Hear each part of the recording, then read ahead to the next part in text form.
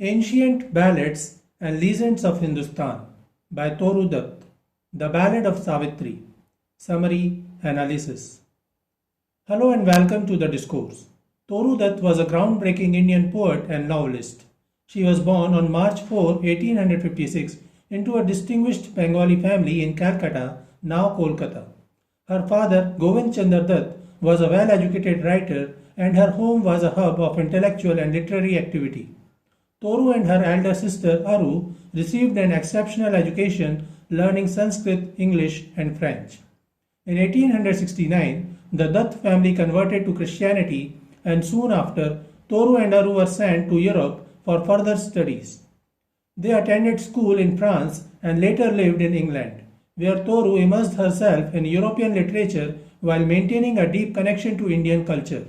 Tragically, Aru died of tuberculosis in 1874, a loss that deeply affected Toru.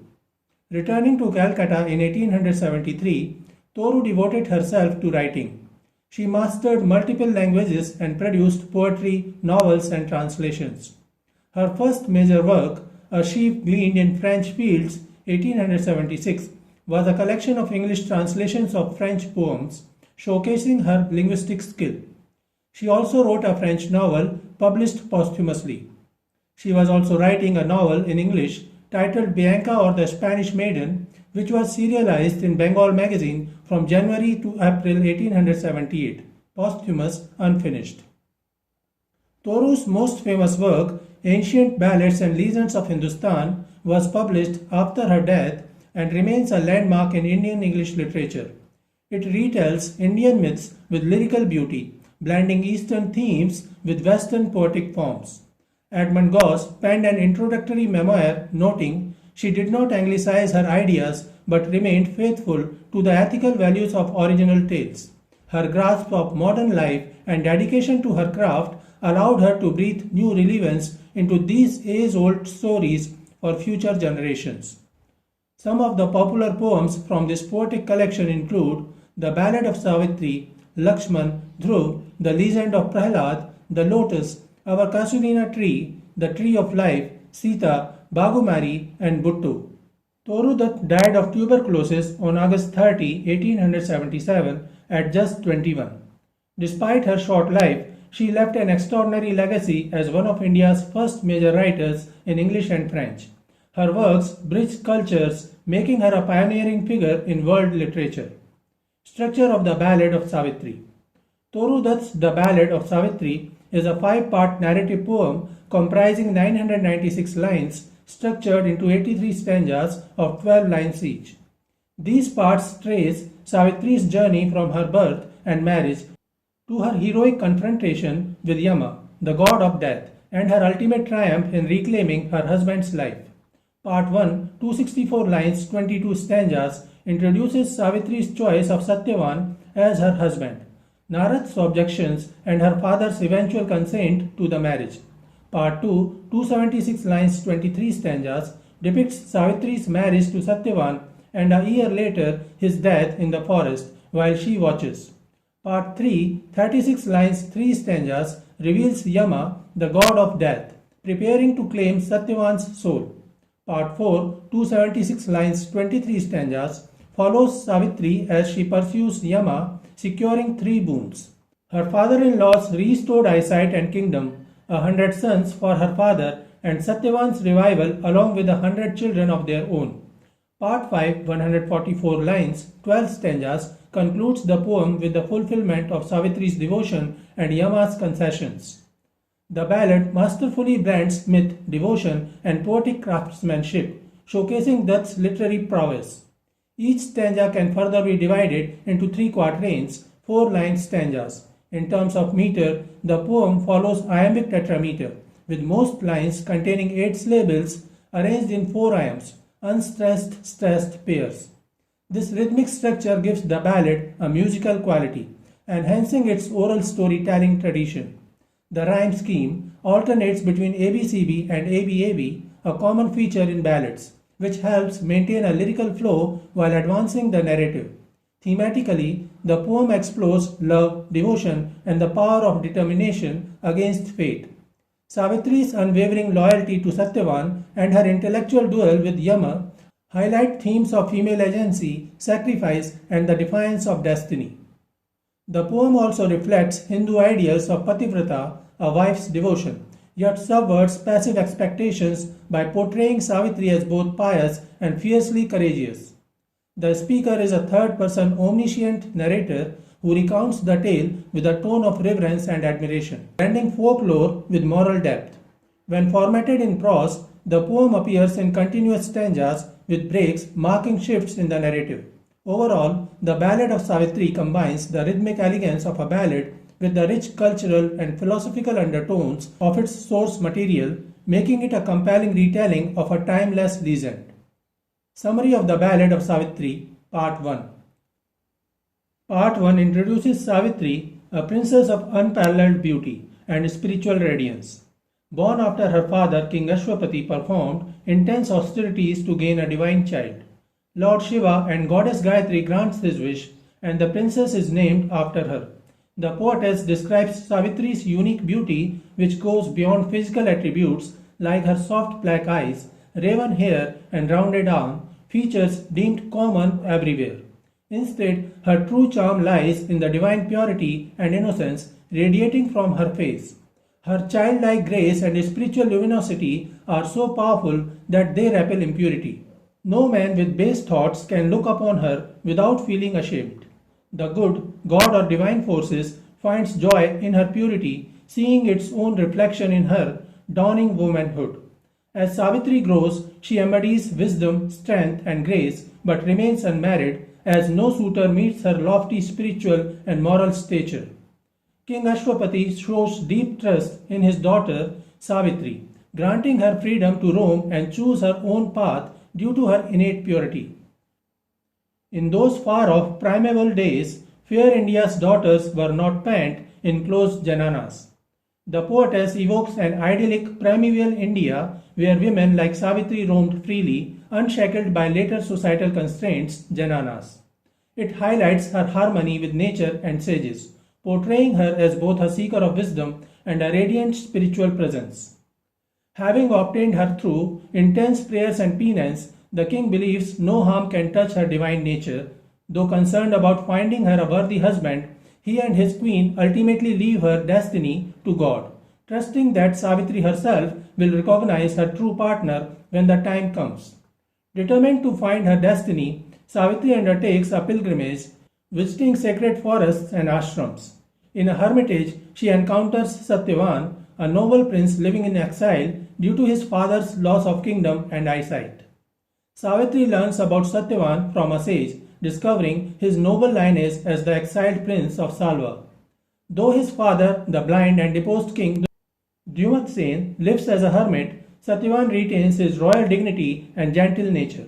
Moved by his story, Savitri feels an immediate, unspoken connection, her heart stirred by an unseen ray from heaven that transforms her perception of the world, foreshadowing her destined love for him. After hearing Satyavan's story, Savitri confides in her mother, who then rushes to King Ashwapati with mixed emotions, both hope and fear. The king, though hesitant about Satyavan's unknown lineage and faith, soon receives a visit from Narad Muni, the divine sage who knows all cosmic secrets. Narad's arrival brings anticipation as the king hopes the sage will clarify whether Satyavan is a suitable match for Savitri. Narad Muni arrives at King Ashwapati's court and encounters Savitri, whose radiant presence immediately strikes him. When the king reveals Savitri's affection for Satyavan, Narad, despite his usual omniscient calm, reacts with dismay, exclaiming, ah no, it cannot be," and urging her to choose another husband, foreshadowing the tragic prophecy he is about to reveal. Savitri confronts Narad Muni, suggesting her unwavering devotion. Their exchange reveals Savitri's spiritual resolve, Narad's reluctant wisdom, and King Ashwapati's desperate hope for a way forward. I know no crime in him or his. She defends Satyavan's virtue, showing her discernment. She loves not blindly but with spiritual clarity. Savitri declares her love irrevocably, framing it as a sacred vow, deadly sin to break. Savitri's love is not mere emotion but dharmic commitment, foreshadowing her future defiance of death itself. Narad speaks with tragic foresight, hinting at Satyavan's death but unable to reveal it directly yet. Even Narad praises Satyavan's nobility, solar race, Suryavanshi lineage, making Savitri's choice more poignant. The best man is fated to die. King Ashwapati supports Savitri and argues that inner nobility, Satyavan's purity, wisdom, and courage outweighs material loss. He declares, "For riches, worldly power, or rank, I care not."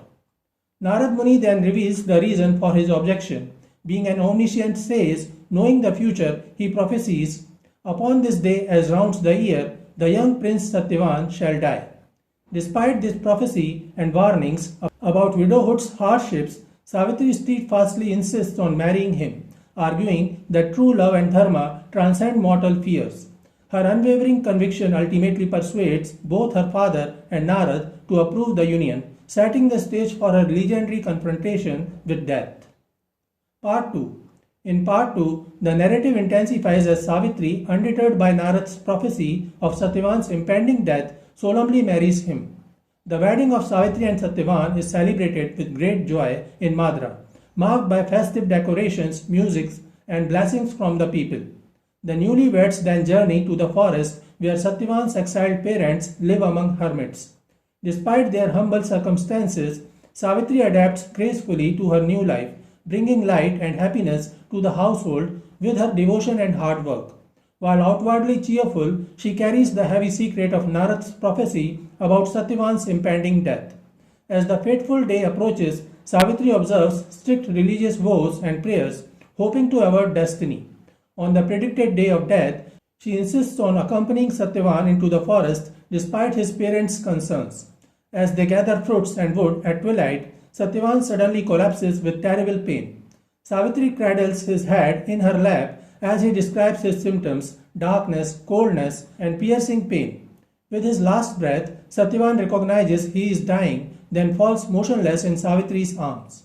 The scene is hauntingly beautiful yet tragic. The young prince lies lifeless in the forest as fireflies glow around them, while Savitri remains perfectly still, holding her husband's body.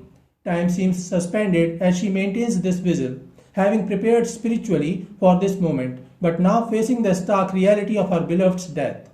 The passage captures both the peaceful natural setting and Savitri's profound inner strength as she begins her legendary confrontation with fate. Part 3. Part 3 opens with Yama, the god of death, holding court in his palace. His messengers report their failure to retrieve Satyavan's soul, explaining they were awed by Savitri's radiant presence in the forest. This established the central conflict between divine decree and human devotion, as even death's minions cannot bring themselves to approach the pure and powerful Savitri. Her spiritual luminosity creates a protective barrier around Satyavan's body, temporarily suspending the workings of cosmic law. Yama reacts with frustration to his messenger's failure, emphasizing the inflexibility of fate. His rhetorical questions, "Why had the prince not been brought here, and how comes it ye returned to me without him?" reveal his expectation of absolute obedience to destiny's commands. The imagery of the sealed mandate underscores death's inevitability, while the messenger's fearful retreat from Savitri introduces the theme of purity's power to disrupt natural order. This moment foreshadows the coming confrontation between divine authority and conjugal fidelity. The messengers describe Savitri in terms that elevate her beyond human stature. Their awestruck account portrays her as a luminous, goddess-like figure whose austerity of grace and meek air of mild command repel dark creatures. Significantly, they note her tearless composure, suggesting not emotional detachment but transcendent spiritual strength. This description transforms Savitri from a grieving widow to an active spiritual warrior, establishing her as an equal opponent for Yama himself. Yama resolves to personally claim Satyavan's soul, acknowledging both the prince's merits and the inevitability of his fate. His statement that merit saves not from the doom common to man reflects traditional Hindu concepts of karma and mortality, while his reference to Satyavan dying in his beauty's bloom adds pathos, although the classical trope of youthful death. This moment heightens tension by pitying Savitri's wifely devotion against the most fundamental cosmic law, setting the stage for their epic confrontation about the nature of love, duty, and destiny. Part 4. Part 4 begins with Savitri witnessing the arrival of Yama, the god of death, who comes personally to claim Satyavan's soul. Dressed in regal attire with a dark complexion and radiant yet fearsome countenance, Yama carries his characteristic noose. Despite her terror, Savitri maintains remarkable composure, properly addressing the god and inquiring about his purpose. Yama reveals his identity and explains he has come to escort Satyavan's soul personally due to the couple's exceptional virtue, binding the small soul with his noose before beginning his journey to the underworld. When Yama departs with Satyavan's soul, Savitri courageously follows, defying the god's initial commands to return. Through eloquent speeches blending spiritual wisdom and wifely devotion, she argues for her right to accompany her husband. Her words gradually soften Yama's stance, leading him to offer her multiple boons. First, restoring her father-in-law's kingdom and eyesight, then granting her father numerous descendants. Each time she accepts a boon but continues following while demonstrating both her selflessness and determination. In their profound dialogue, Savitri reveals a deep understanding of dharma and the transient nature of worldly existence. She praises Yama's true nature as a just administrator of cosmic law rather than a figure to be feared. Impressed by her wisdom and purity, Yama eventually offers her a final, unrestricted boon. Savitri seizes this opportunity to request Satyavan's revival and children, which Yama grants along with the promise of 4 centuries of happy life together. The conclusion shows Yama releasing Satyavan's soul, which Savitri carefully returns to his body. The miraculous restoration occurs with Satyavan awakening, confused but alive, marking Savitri's ultimate triumph over death through her combination of wifely devotion, spiritual knowledge, and rhetorical skill. The passage powerfully illustrates the theme of love's power to transcend even the most inexorable cosmic laws when combined with wisdom and virtue. Part 5. Part 5 concludes the poem. After his mysterious journey through darkness, Satyavan gradually regains consciousness in Savitri's arms. Confused about his experience of being carried away by a regal figure, Savitri gently helps him understand he has been sleeping and encourages him to rise as night falls. Though weakened, Satyavan grows increasingly concerned about his elderly parents waiting anxiously at home. Savitri supports him physically and emotionally, building his strength as they begin their journey back through the dark forest.